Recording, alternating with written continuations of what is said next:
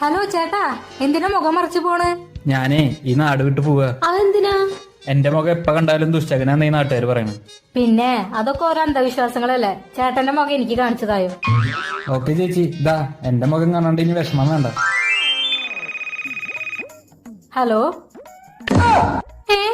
എന്റെ ജോലി പോയാ?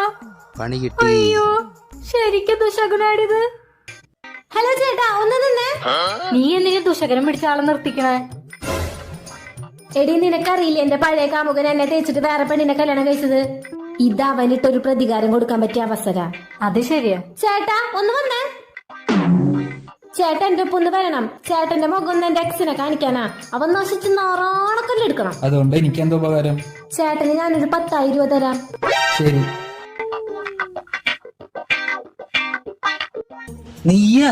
ഞങ്ങൾ അറിഞ്ഞു നിന്റെ കല്യാണം കഴിഞ്ഞത്.